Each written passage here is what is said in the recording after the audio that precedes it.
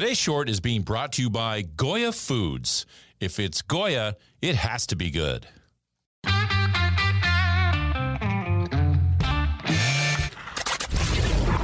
Your daily game plan for success. It's Sachs in the Morning. Steve Sachs. Hi, Steve Sachs here with Sachs in the Morning. And today is Tuesday, the 26th of July. We're moving along in the year now. So today we're going to talk a little bit about being happy. And everybody wants to be happy. Well, at least most everybody does. I think happiness is a choice. I really do believe that. And we all have the capacity to be happy, or at least most of us do. And I want to talk about a study that was done by Harvard for the last 78 years. This is one of the longest running studies that was ever developed. And it was done by Harvard and a lead researcher and psychiatrist, Robert Waldinger. So basically, have you ever wished that you could fast forward your life so that you could see the decisions you're making will lead to satisfaction and health in the future? I think a lot of us do. In this world of scientific research, the closest you can get to that is by looking at this study. This study tracked over 700 men for 78 years, and it is one of the longest studies of adult life ever done. The investigators surveyed the group every 2 years about their physical and mental health, their professional lives and friendships and marriages, and also subjected them to periodic in-person interviews and medical exams, blood tests, and brain scans. And so you've really got a front row seat in these men's lives. These researchers were able to track their circumstances and choices and see how the effects rippled through their lives. Now, Waldinger, who did the study, shared some of the major lessons in popular TED Talk. So here's the big takeaways. What he found was good relationships keep us happier and healthier, and loneliness kills.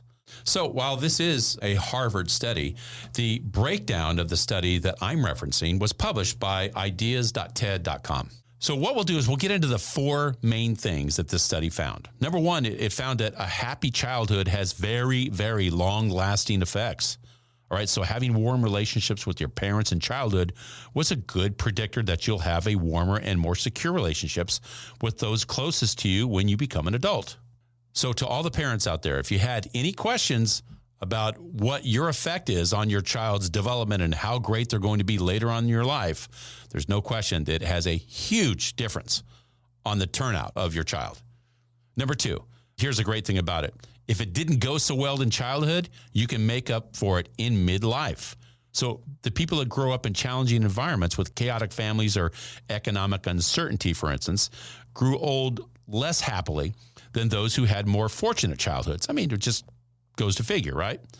But by the time the people reached middle age, they define that from 50 to 65, those that engaged in what psychologists called generativity, or an interest in establishing a guideline in the next generation, were happier and better adjusted than those who didn't. And generativity is not dependent on being a parent.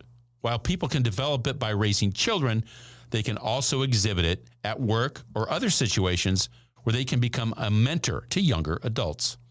Number three, learning how to cope well with stress is a lifelong payoff. We've all developed ways of managing stress and relieving anxiety, and Waldinger and his team found that some ways can have greater long-term benefits than others. Now, the Harvard study researchers found the subjects who dealt with stress by engaging in adaptive methods had better relationships with other people, and their way of coping had a cascade of beneficial effects. It made them easier for others to be with, which made them want to help them and lead to more social support. And that, in turn, predicted healthier aging in their 60s and 70s. Here's an added bonus. People who used adaptive mechanisms in their middle age also had brains that stayed sharper longer. And number four, time with others protects us from the bruises of life's ups and downs. So with that, Waldinger has said that it's the quality of your relationships that matters. It's one significant takeaway from the study. Well, the researchers have found that quantity counts too. Looking back on their lives, people most often reported their time spent with others as most meaningful and the part of their lives of which they were the proudest.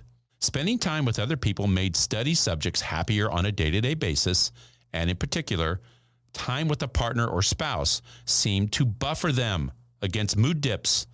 that come along with aging's physical pains and illnesses. So kind of looking at this interesting study, my takeaways would be like this. I think it's important to exercise your brain and your body to stay mentally and physically in shape. The quantity of your relationships and quality of relationships, both I think are important to have good, solid relationships and a foundation in that regard. And really living your life with a purpose, having a foundation and a reason to get up every single day full of excitement and ready to get after it, no matter what age it is. I think those are the things that I could take away from this study, and maybe it'll lead us all to a much longer, productive, and happier life. And that's my short for today. If you like what you heard, give us a positive review, subscribe, and share. Also, remember that the Sax in the Morning swag is now available on my Instagram site. Go to saxinthemorning_podcast. You'll see it right there on the Instagram, and just hit the link. Everything's there: mugs, hats, tumblers, you name it. Take advantage of it. Today's short was brought to you by Goya Foods. If it's Goya, it has to be good.